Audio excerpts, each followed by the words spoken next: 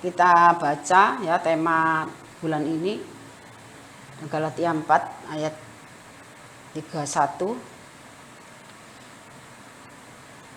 Karena itu saudara-saudara, kita bukanlah anak-anak hamba perempuan, melainkan anak-anak perempuan merdeka. Kita ini adalah anak-anak perempuan merdeka. Perempuan yang bebas, yang tidak terbelenggu, tidak terikat. Malam ini saya mengangkat dari Roma 6 ya, hidup merdeka dalam Kristus. Saya beri judul itu. Roma 6 ayat 15 sampai yang ke-23 ya. Jadi bagaimana? Apakah kita akan berbuat dosa? Karena kita tidak berada di bawah hukum Taurat, tetapi di bawah kasih karunia. Sekali-kali tidak.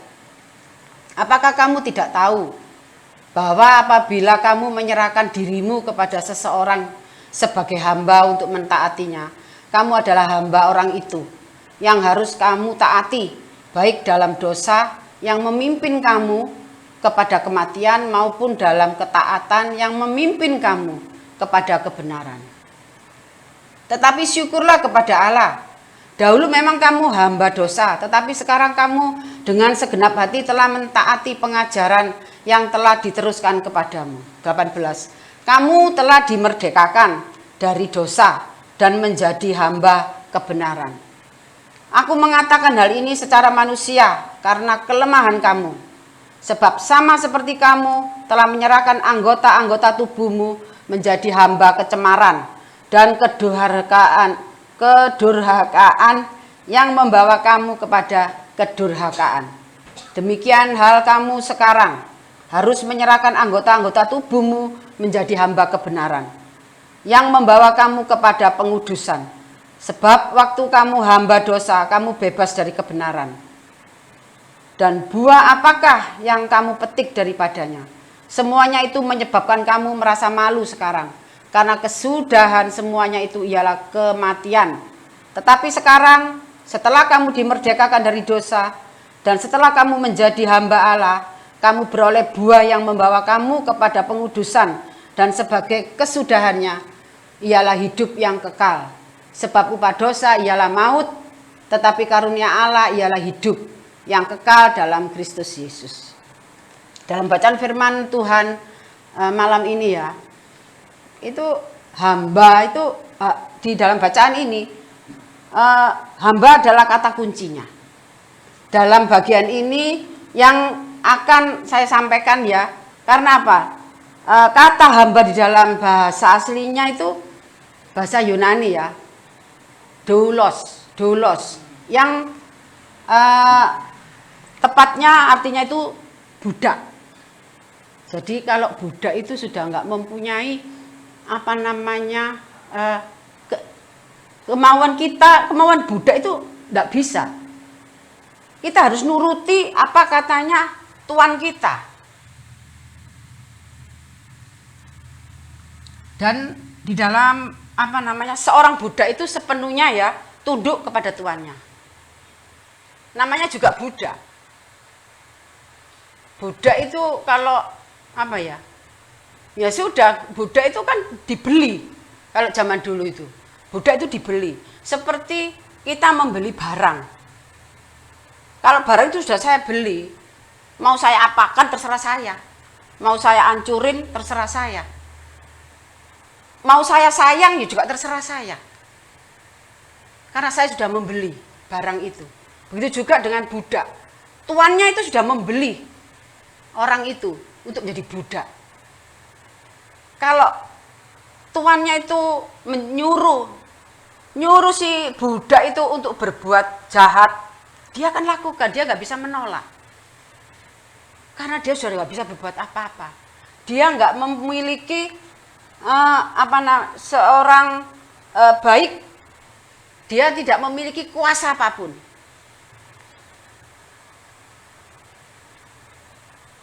Baik dalam dosa maupun dalam kebenaran ya. Nah itu tuannya, kalau memang tuannya itu baik, dia akan budak ini akan melakukan apa yang baik seperti tuannya. Kalau tuannya ini hidupnya dalam kebenaran, pasti budak ini akan hidupnya sama dengan tuannya. Tetapi kalau tuan itu bengis, tuan itu jahat, budaknya juga ikut jahat. Karena apa? Dia disuruh ini, disuruh itu, dia harus mau. Apa katanya tuan?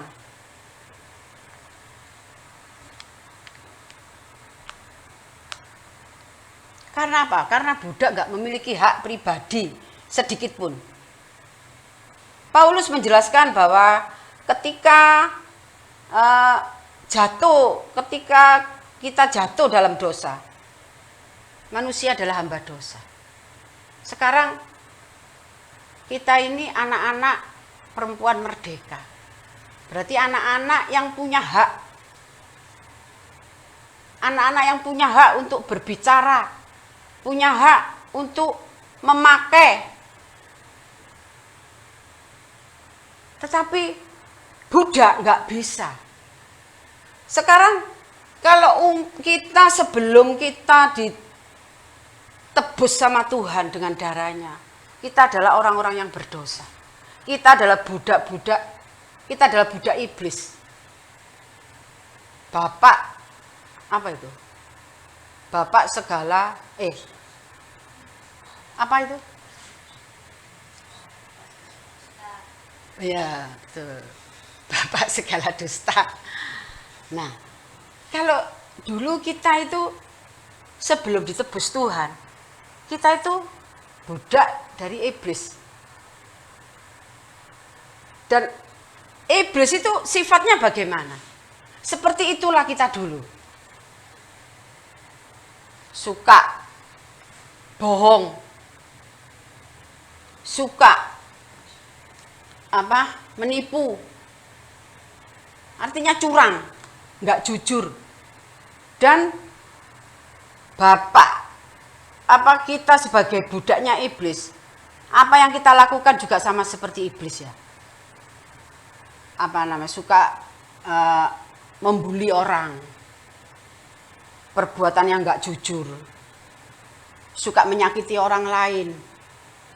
Kalau ngomong nyakitin orang lain itu rasanya puas, karena merasa menang sudah. Apalagi kalau orangnya itu sudah nggak bisa ngomong, puas. Kenapa saya bisa ngomong gitu? Dulu saya seperti itu. Saat saya belum menjadi anak merdeka, saya masih menjadi anak yang terikat oleh dosa. Anak yang tidak mengerti kebenaran. Anak yang hidupnya bebas untuk melakukan perbuatan dosa. Dugem saya, ngerokok, minum-minuman, itu saya dulu melakukan itu. Apapun saya lakukan, asal saya puas, asal saya senang. Kalau minuman keras nanti tidak bisa ditelan ya, keras. Minuman yang memabukkan. Kalau minuman keras takutnya tidak bisa masuk, dikeletak ya. Tapi minuman yang memabukkan. Dulu itulah kita semua.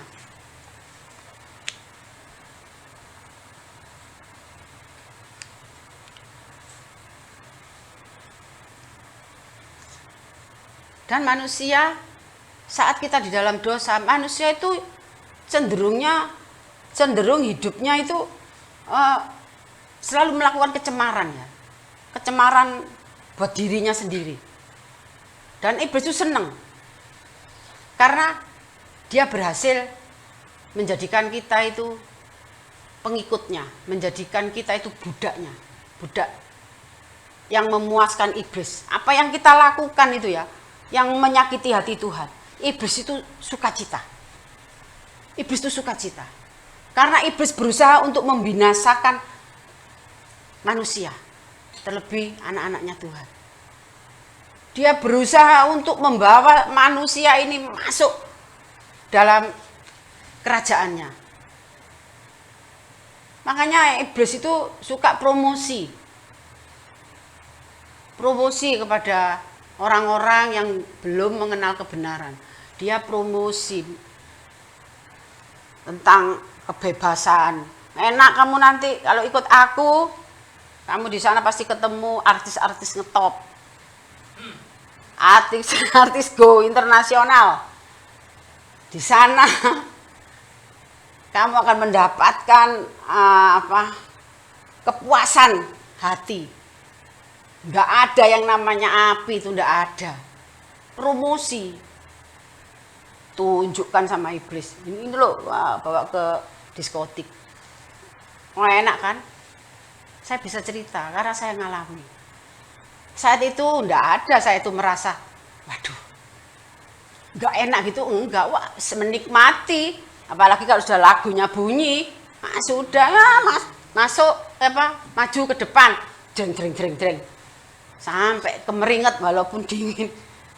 Itulah kalau kita mengikut Bapak segala dusta pendusta ya, kita tidak akan ada kepuasan, selalu mencari hal-hal yang baru yang menyenangkan hatinya. Kalau nggak punya uang kan mudah cari uang, apalagi perempuan ya kayak saya, mudah, nggak masalah, carinya ada bagaimana nggak masalah. Yang penting saya dapat duit, saya bisa seneng-seneng, saya bisa ini, saya bisa itu. Dulu saya pernah begini, ngerokok, aku nang ngerokok lo gak ada sing ngeru. Dulu saya pernah gitu, gak wedi ta, moro-moro terus mati, terus burung bertobat mlebu neraka. Aku mlebu neraka lho kon gak ero. Saya bilang gitu, enak nang neraka. Akeh artis, akeh hal-hal yang menyenangkan. Dulu saya seperti itu. Saat itu saya belum mengenal kebenaran. Saya hanya cuma percaya bahwa Tuhan Yesus itu Allah. Itu tok, tidak ada yang lain. Tidak ada sampai saya merenungkan bahwa Tuhan, pengorbanan Tuhan sedemikian, itu enggak ada sama sekali. Saat saya hidup saya dalam kegelapan, saat saya hidup dalam gelap dan saya tidak melihat apa-apa. Upah dosa adalah maut. Tetapi orang percaya dimerdekakan dari dosa dan menjadi hamba kebenaran. Nah, kita inilah orang-orang yang sudah ditebus oleh Tuhan dengan pengorbanannya, dengan darahnya yang sudah dicurahkan untuk kita semua, agar kita menjadi hamba kebenaran. Yang melakukan hal-hal kudus, dan upahnya adalah hidup yang kekal dalam kerajaan Bapa.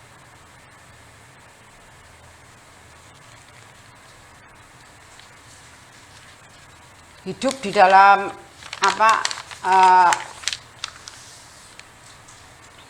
hidup di dalam Kristus. Gunakanlah apa yang sudah Tuhan berikan kepada kita. Kemerdekaan yang benar-benar kita rasakan. Kita bisa merasakan apa yang sudah Tuhan berikan kepada kita. Gunakan itu dengan sebaik mungkin untuk menyenangkan hati Tuhan. Dimanapun kita berada, kita menjadi terangnya. Kita menjadi berkat. Kita jadi omongan yang memuliakan Tuhan. Bukan kita menjadi batu sandungan ya, kita menjadi bahan olok-olokan. Orang Kristen kok, katanya orang Kristen hidupnya kudus, tidak boleh menikah 2 kali. Buktinya modelnya kayak gitu. Itu sudah kita menjadi anak-anak yang mempermalukan Tuhan kita yang sudah berkorban.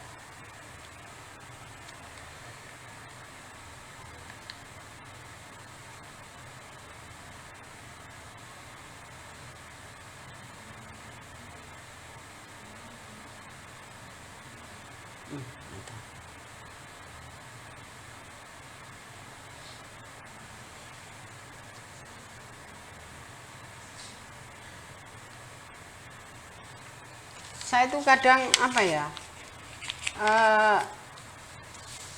waktu saya masih hidup di dalam kegelapan, saya merasakan itu beda saat saya hidup menjadi anak-anak Kristus yang sudah ditebus, yang bebas dari hukuman dosa. Itu beda saya merasakan. Karena waktu saya sudah menjadi anak tebusan, saya mulai belajar terus baca firman, saya belajar berdoa, saya mulai ada kerinduan berdoa. Dulu jangankan berdoa ya, apalagi berdoa yang butuh waktu, nang gereja mek sedilut tok ae lho, itu ada aja, nggak mungkin saya bisa ke gereja. Tetapi saat saya sudah mengalami kasih Tuhan, saya diubahkan oleh Tuhan. Hati saya ini mulai dirubah. Hati saya ini mulai ada kerinduan untuk cari Tuhan. Untuk saya nggak mau lagi hidup yang dulu. Hidup yang dulu itu memang seneng-seneng ya. Tapi setelah kita tahu hidup di dalam Tuhan itu malu. Kalau mengingat gitu, malu saya sama Tuhan itu. Apa yang sudah aku lakukan? Saya sering merenungkan, dulu Tuhan sebelum Tuhan bebaskan, Tuhan tebus, aku seperti ini. Saya renungkan itu. Dan saya bersyukur, kalau sampai saat ini, saya bertahan di dalam Tuhan. Apapun pergumulan yang saya hadapi. Saya sudah melewati lembah, saya sudah melewati padang gurun, saya sudah melewati batu-batu terjal, bahkan kerikil-kerikil yang enggak lihat itu saya sudah lalui. Kalau orang Jawa ngomong, wis ngerasakno asem, pahit, legi, apa meneh, getar, getir, itulah hidup saya. Tapi saya bisa bertahan, karena apa? Saya percaya, terutama sebelum kita melakukan apa-apa, percaya dulu bahwa Tuhan sudah menebus kita itu tidak pernah meninggalkan. Itu yang saya pegang. Kalau sampai saat ini kalau saya menghadapi masalah apapun ya, saya tetap ngomong, Tuhan, Engkau tidak pernah meninggalkan aku. Engkau Bapakku yang setia. Aku percaya. Saya hanya ngomong firman seperti itu aja, itu ada kekuatan gitu. Saya sudah tidak mikirkan lagi engkau nanti ini, enggak. Bersyukurlah kita sudah menjadi anak-anak tebusan, anak-anak merdeka.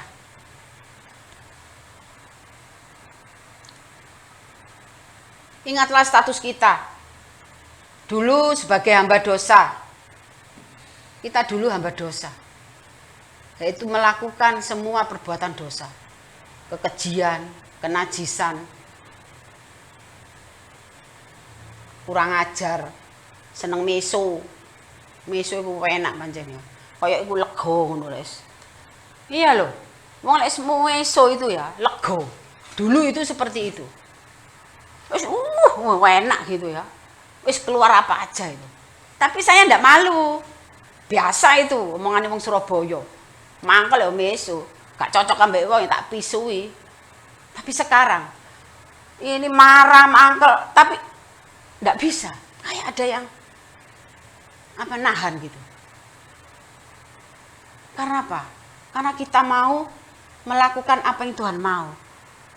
Jadi saat mulut ini mau mengeluarkan kata-kata yang ndak benar, mulut ini mau mengeluarkan kata-kata yang kotor, itu kayak direm. Karena apa? Karena kita mau. Tapi kalau kita nggak mau, ya blong ae wis babak, gak ngurus. Sing penting aku puas saiki. Wis mari ngilokno, rasakno. Itu dulu saya. Makanya saya bersyukur saya bisa menahan kata-kata yang kotor, kata-kata yang ndak bener. Itu dulu makanan saya. Enak wis kayak orang, aduh. Ngomong ya kan gak enak nang kene ya untuk mimbar. mau meraktekkan perkataan itu kok rasanya mulut saya ini tidak bisa ya. Rasanya sudah, karena sudah tidak sealiran. Itu aliran gelap, aliran putih. Kini kita adalah hamba kebenaran, jangan lagi hidup diperbudak dosa. Dosa itu kadang-kadang nggak kerasa loh kita itu berbuat dosa. Kadang-kadang kita mengingini cuman lah apa hal kecil gitu ya. Alah paling gak digawe mbek wong iku ya. Tak jupuke paling gak kira ro lek tak jupuk. Itu sudah apa namanya?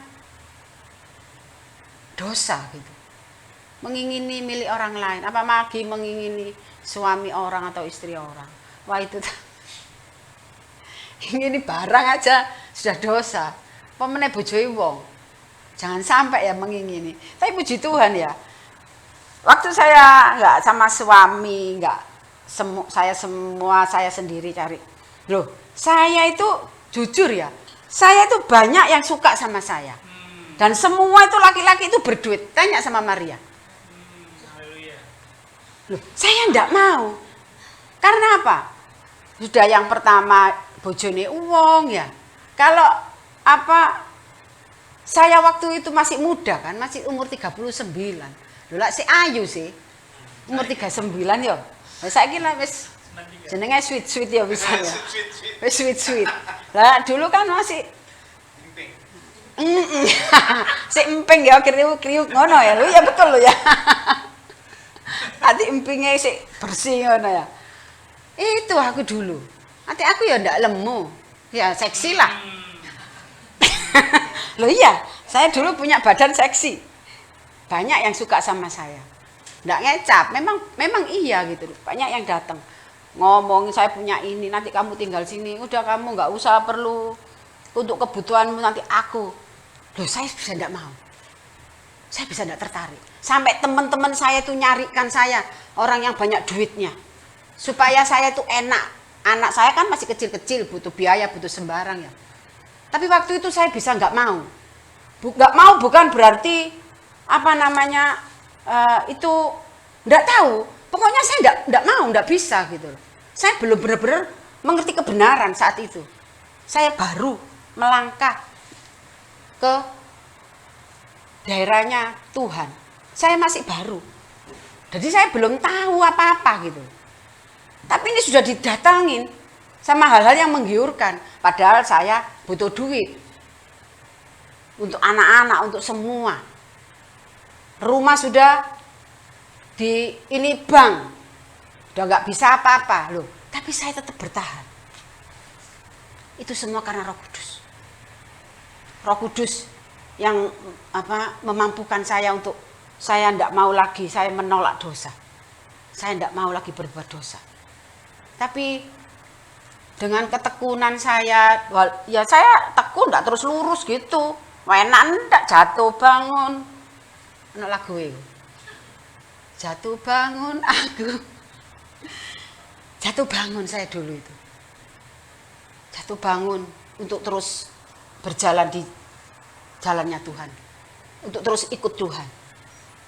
Tidak gampang, anak 4. Tapi kalau hati kita memang sudah kita serahkan sama Tuhan. Dan kita percaya bahwa Tuhan itu yang akan menolong kita. Apapun yang terjadi. Kenyataannya saya bisa. Dulu saya berusaha cari uang. Untuk nyukupi anak-anak. Sampai pulang malam. Tetapi sekarang enggak. Sekarang saya diberi anak. Plus dipelihara Tuhan. Tuhan yang memelihara saya. Karena saya sudah menjadi anak tebusannya. Anak sudah dibebaskan dari semua yang sudah direbut sama Tuhan. Dari dulu yang saya jadi budaknya iblis, saya dijadikan anak Tuhan. Dan sekarang saya jadi hamba Tuhan. Dan saya menjadi hamba Tuhan, ini belajar. Masih belajar menjadi hamba Tuhan. Karena hamba itu harus taat sama tuannya. Nggak boleh melawan. Nggak boleh yang namanya sama tuannya itu terus ngasih pendapat. Bos, ini, nggak bisa. Karena kita itu hamba. Kita harus nurut apa maunya Tuhan kita yang sekarang. Tuhan kita sekarang siapa? Itu pertanyaan buat kita semua.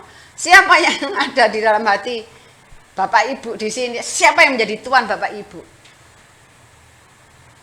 Kalau yang menjadi Tuhan Bapak Ibu adalah Yesus Kristus, kita harus melakukan apa yang menjadi kemauannya Tuhan. Apa yang mau menjadi Bapak kita, bos kita.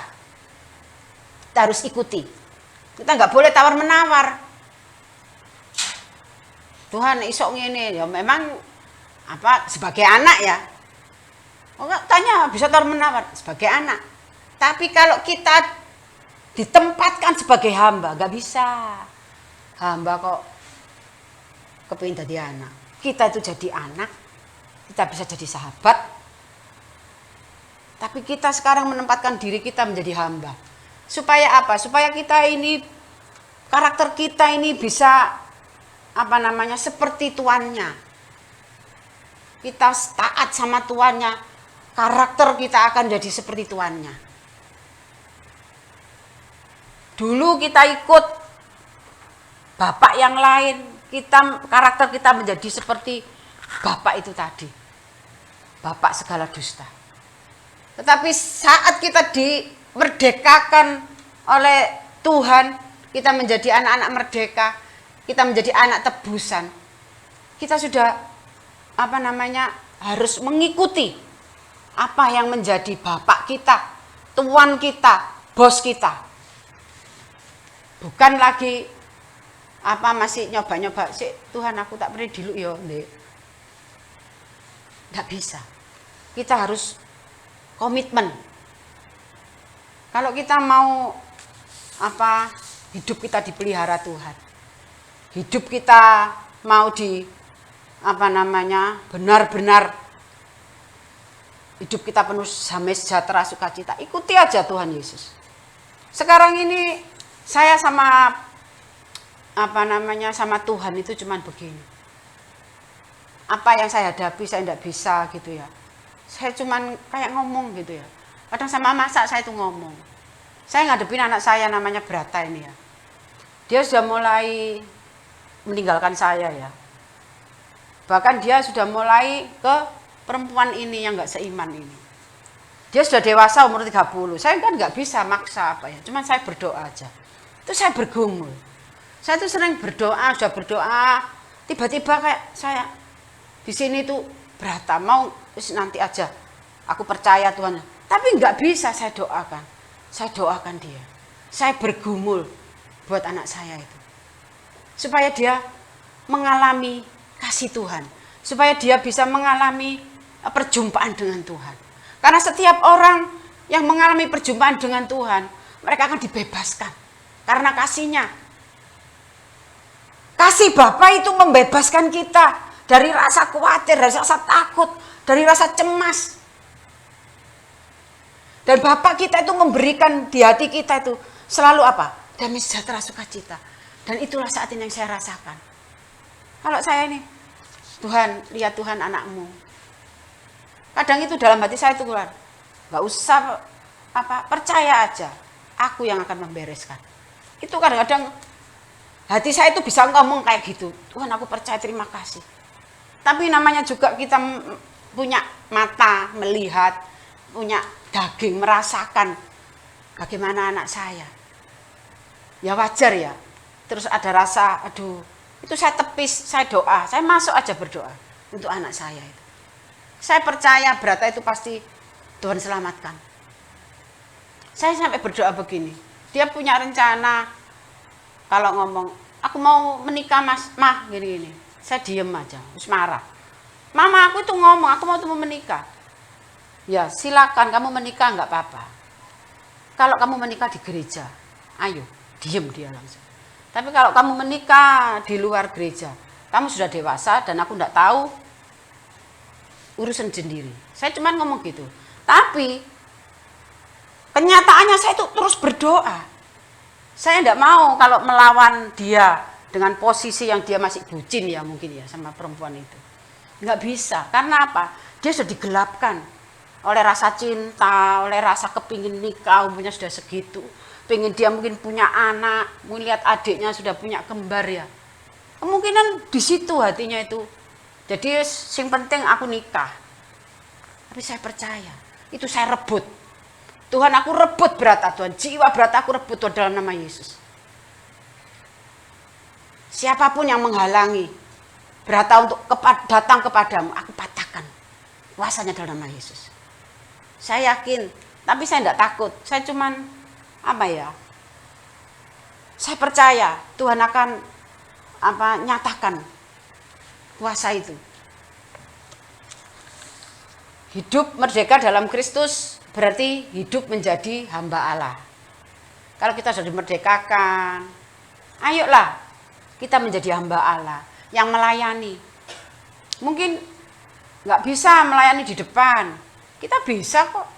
Kita melayani keluarga kita dengan sungguh-sungguh, dengan kasih, dengan semua.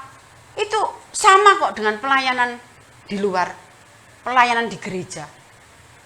Daripada di gereja kayak di rumah, kita tidak bisa menjadi contoh, tidak bisa diberkat. Ya nggak bisa kita membawa di dalam keluarga itu kepada Tuhan.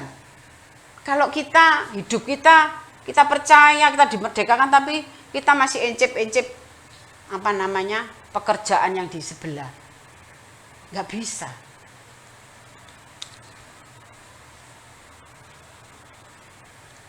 Bukan hidup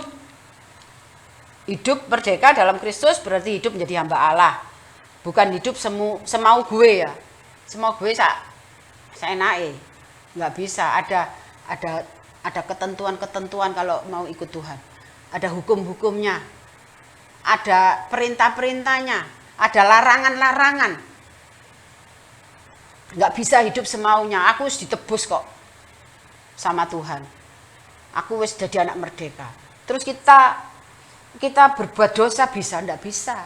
Seperti tadi dikatakan di firman tadi.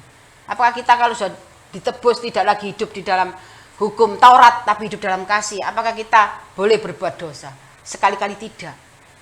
Justru hidup kita semakin diperbarui, hidup kita semakin hari semakin berkenan di hadapan Tuhan. Memang hidup dalam kebenaran, hidup dalam perkenanan Tuhan, itu memang tidak mudah. Kita harus ada komitmen, kita harus ada kemauan. Karena apa? Musuh kita ini nggak kelihatan. Musuh kita itu nyerang, nggak kelihatan. Yang diserang apa? Pikiran kita. Kita mikirkan macam-macam, mikirkan dunia ini. Hati kita dibuat cemas, dibuat khawatir, takut dengan keadaan. Akhirnya kita bisa celah dan kita bisa tidak respon lagi sama suara Tuhan. Kita mulai males baca firman. Tetapi kalau kita melekat, firman itulah yang berbicara kepada kita. Firman itulah yang memberi kekuatan kita dan yang memerdekakan kita. Firman itu sendiri yang membuat kita itu bisa berdiri teguh di hadapan Tuhan untuk menyembah, untuk memuliakan namanya.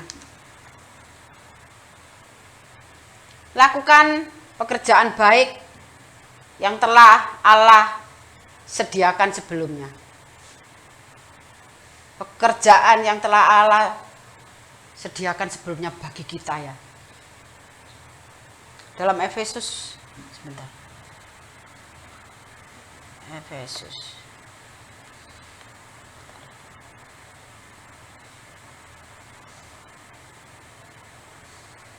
2.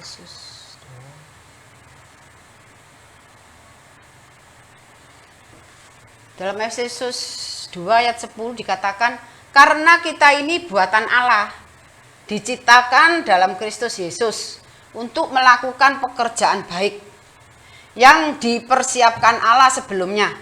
Ia mau supaya kita hidup di dalamnya. Kita ini buatan Allah dan kita itu diciptakan dalam Yesus Kristus untuk pekerjaan yang baik, bukan pekerjaan yang menyakiti orang, yang membuat orang itu dekat sama kita nggak ada damai sejahtera. Karena apa nggak ada damai sejahtera? Waduh, wong kurini kok utang maneh rek. Itu. Makanya ayo kita hidup melekat sama Tuhan. Apa yang kita perlukan itu Tuhan sediakan. Sekarang saya kadang bilang gini, Tuhan sekarang saya ini tinggal nggak usah kerja keras kayak dulu ya. Saya sudah nggak lagi seperti dulu, berangkat pagi, pulang malam. Setiap hari seperti itu. Terus nggak ada selesai-selesainya. Tapi sekarang saya cuman ngomong sama Tuhan, ngobrol. Apa yang saya perlukan itu Tuhan sediakan. Kadang saya itu ngomong sendiri sama tempat beras itu ya. Sudah mulai sedikit gitu. Bapak, loten Pak, ada berasku sekali titik loh ya. Saya cuma ngomong gitu aja. Ada aja yang ngirim beras, tiba-tiba Bram dapat beras, Dita dapat dari temennya, ada aja gitu. Berkat itu datang gitu. Tanpa saya bekerja keras. Tapi Tuhan sudah berjanji, siapa yang mengandalkan Dia, siapa yang benar-benar melekat sama Dia, dan kita tuh benar-benar hanya Tuhan yang bisa menolong, itu Tuhanlah yang akan menolong kita gitu. Apa yang kita perlukan itu Tuhan itu sudah. Kayak kita lihat anak kita butuh apa? Anak itu loh belum ngomong. Kita sudah sediakan. Arek kira bukunya wis entek. Itu kok no? Karena apa? Orang tua kan selalu melihat anaknya sekolah apa itu. Aduh rek, anakku sepatunya wis jebol. Belum ngomong dia masih buka-buka. Orang tua itu sudah pengen oleh duit tak tukokno. Sudah seperti itu. Apalagi Bapak kita yang di surga. Kita manusia yang jahat aja bisa kok menyediakan kebutuhan anaknya dengan caranya, walaupun gak ada duit ya apa caranya. Dia mencarikan untuk anaknya ini supaya gak diolok-olok temannya. Apalagi Bapak kita.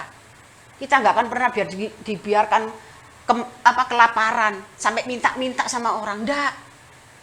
Tuhan yang akan memelihara, menyediakan. Dore anakku itu butuh saiki. Dilihat hati kita. Apakah dengan keadaan seperti itu kamu tetap bersyukur sama aku, sama Tuhan? Atau kita sudah mulai uring-uringan? Saya bersyukur, walaupun saya nggak berlebihan yang seperti ini, enggak. Saya bersyukur karena apa? Cukup. Saya bisa masak, bisa beli beras, bisa memberi makan anak-anak, ya. Saya waktunya bayar ini bisa bayar itu bisa bayar cicilan bisa bayar. Itu saya rasa itu sudah cukup buat kita hidup. Kecuali kalau kita itu memang keinginan hati kita itu yang sudah punya sepeda motor, masih pengen sepeda motor yang lebih besar lagi. Berusaha padahal pemasukan kita tidak sesuai dengan kita ngambil barang yang dengan kita nyicil untuk kebutuhan sehari-hari. Itu kita memaksakan diri. Tapi kalau kita mensyukuri apa yang sudah Tuhan sediakan berkat buat kita, itu Tuhan itu akan mencukupkan. Saya cuma berdoa, Tuhan cukupkan uang yang ada ini loh Tuhan, buat segala keperluanku. Dengan caramu Tuhan, seperti dalam firman-Mu, 5 roti dan 2 ikan untuk memberi makan 5.000 orang. Sisaan masih Tuhan. Itu yang terjadi dalam hidup saya. Makanya ayo kita jangan mencemaskan diri kita, jangan mencemaskan keuangan kita. Kalau dengan cara kerja kita sendiri, dengan kekuatan kita, ya hitung-hitungannya ya kayak 1 tambah 1 2. 1 tambah 1 2. Ini dapatnya uang segini, keperluanku segini, aduh gak cukup. Jangan dilihat itu. Lihat kuasa Tuhan yang bekerja. Tuhan sanggup menjadikan yang gak ada menjadi ada. Tuhan sanggup menjadikan yang mustahil itu gak mungkin kon iso, gak mungkin kon oleh koyok ngono. Tapi bagi Tuhan tidak ada yang mustahil. Saat kita percaya sama Tuhan sepenuhnya, saat kita andalkan Tuhan, bahwa hidupku ini ada di tangan Tuhan. Tuhan berjanji memelihara, Tuhan berjanji untuk mencukupi. Tuhan berjanji menyertai, melindungi. Itu pegang. Sehingga hati kita penuh damai sejahtera. Tapi kalau itu nggak bisa kita pegang, kita selalu melupakan, ya kita akan tetap terombang-ambing, kita tetap seperti orang-orang yang belum ditebus Tuhan, masih merasakan seperti orang-orang yang tidak pernah merasakan kasih Bapa itu. Tapi kita itu sudah menerima kasih Bapa itu. Yang Bapa itu sendiri yang berjanji. Loh, janjinya menungso itu iso mencela-mencele, tapi janjinya Bapa kita itu ya dan amin, gak pernah mencela-mencele. Asal kita tetap di dalam kehendaknya. Apa yang menjadi janjinya itu digenapi. Kalau kita bisa melakukan apa yang menjadi kemauannya Tuhan. Apa yang ditetapkan Tuhan bagi kita itu gak terlambat, tepat pada waktunya. Itulah janji Bapa kita, pegang itu. Jangan pernah kita itu melupakan. Sebab kita ini anak-anak tebusan, kita ini anak-anak merdeka yang dilahirkan dari perempuan merdeka, yaitu asal-usul yang kemarin diceritakan sama Pastor John ya, Pastor John. Dari Sarah, anak perjanjian, perempuan merdeka, bukan budak yang seperti siapa itu? Hagar. Itu pegang janji Tuhan itu.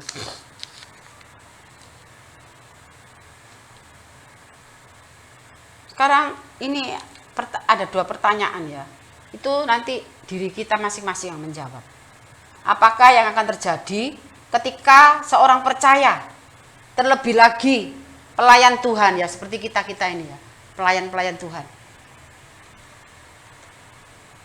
masih belum benar-benar menjadi hamba kebenaran, atau kita ini sudah menjadi hamba-hamba kebenaran?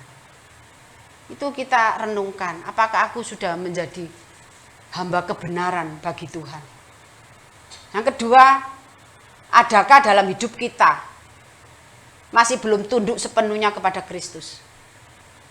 Apakah kita sudah tunduk kepada Kristus, kepada Tuhan kita yang sudah menyelamatkan kita, yang sudah menebus kita, bukan dengan emas dan perak, tetapi dengan darahnya yang mahal. Bukan hanya darah yang cuma tercurah gitu aja, tetapi sebelum darah itu tercurah, Tuhan itu dianiaya. Itu yang Tuhan kerjakan buat kita, supaya kita ini hidup saat di bumi ini, kita hidup penuh damai sejahtera, hidup dengan hati yang bersyukur, hati yang penuh sukacita, beria-ria di dalam Tuhan. Itu yang Tuhan mau dari hidup kita, setiap orang-orang tebusan, orang-orang yang dibayar mahal sama Tuhan. Oleh karena itu berdoalah, mohon kepekaan dan kekuatan dari Roh Kudus, supaya kita benar-benar dalam kemerdekaan yang sepenuhnya, benar-benar merdeka di dalam Kristus. Bukan merdeka merdeka sekedar merdeka, tidak. Tapi biarlah hidup merdeka dalam Kristus itu benar-benar kita menikmati gitu, kemerdekaan yang dari Tuhan.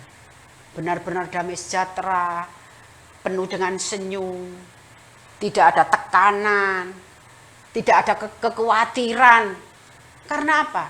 Karena kita tahu bahwa Bapak kita yang sudah menebus, yang sudah berjanji untuk memelihara, untuk melindungi kita semua dari mara bahaya. Bahkan dari maut, Tuhan itu sudah menyelamatkan kita. Kita nggak akan pernah. Makanya orang Kristen itu sering cuman ya itu loh. Kalau di gereja, di persekutuan, oh Tuhan itu minta pasti diberkati. Kamu pasti hidupmu penuh dengan berkat. Nggak pernah membicarakan, menyampaikan apa sih kalau nggak hidup dalam kebenaran. Apa yang terjadi? Kita akan mengalami apa? Kita akan mengalami hukuman di dalam neraka. Dan kita bisa tahu apa neraka itu, kita bisa baca dalam firman itu. Itu yang jarang diberitakan. Sehingga orang Kristen tuh dia akhirnya cuman berkat apa yang dicari itu kesembuhan itu aja. Tapi dia tidak mau mencari Tuhan sendiri, mencari Tuhan yang menyelamatkan. Sehingga kita tidak lagi nantinya itu ada di Hades ya. Tapi kita ada di Taman Firdaus. Saya bayangin kalau taman itu kan, ayo kita ke taman. Pasti ada bunga, ada selurutan ya, ada pohon besar, ada kayak sungai-sungai kecil. Bunga-bunga itu kadang itu saya bayangin Taman Firdaus itu. Ada jembatan untuk nyebrang ke mungkin kali kecil. Itu saya bayangin itu. Bunga-bunga terus apa namanya? Rasanya ini teduh, enggak panas. Itu saya bayangin. Terus kalau saya bayangin lagi yang di tempat Hades yang dikatakan di dalam firman. Kertak gigi, ulat yang enggak mati-mati. Bayangin. Dan dibakar nantinya itu. Itu kalau kita sampaikan, akhirnya kita bisa terus apa ya, iya ya. Kita akan mau lebih dekat lagi sama Tuhan. Mari kita belajar kepada Bapak kita.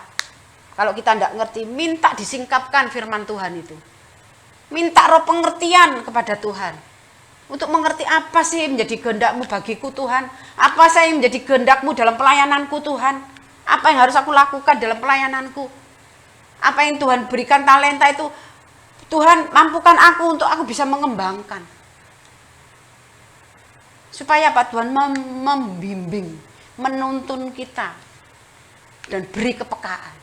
Supaya kita tuh peka. Tuhan gak pakai ngomong ya kita suami istri. Tahu. Gak sido. Peka. Sama kelakuan suami istri. Itu tahu gitu. Cuman ini. Ini anak tamu. Wis permisi. Mek ini tok. Kayak no wedang. Tuh kok jajan. Coba kalau sama orang lain. Pak Bayu tadi. Pak Bayu. Gak direken. Apa-apa. Ngono. Tapi kalau ini. Bunita. Yang. Ngerti. Iya. Tapi kalau aku nang pester.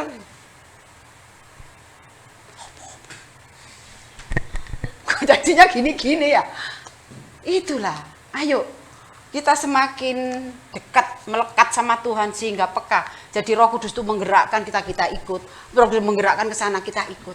Tapi kalau kita menutup telinga, kita tidak mau rasakan Roh Kudus itu, kita akan tetap tinggal jalan di tempat. Tuhan sudah jauh ke sana, kita tetap tinggal di tempat. Saya kira cukup sekian ya. Biarlah setiap kita sungguh-sungguh mengalami kemerdekaan yang sepenuhnya, yang melakukan kebaikan, sungguh-sungguh merdeka, tapi di dalam Kristus, sehingga kita selalu merasakan damai sejahtera, sukacita, dan membuat orang di sekitar kita itu ikut mengalami sukacita, agar supaya kita ini apa ya, menjadi Kristen yang berdampak baik loh ya. Jadi orang senang dengan kita kalau ngobrol-ngobrol itu senang. Itu saja. Biarlah firman ini memberkati kita semua dan menjadikan kita itu semakin dewasa, semakin mengerti apa yang menjadi kehendak Tuhan.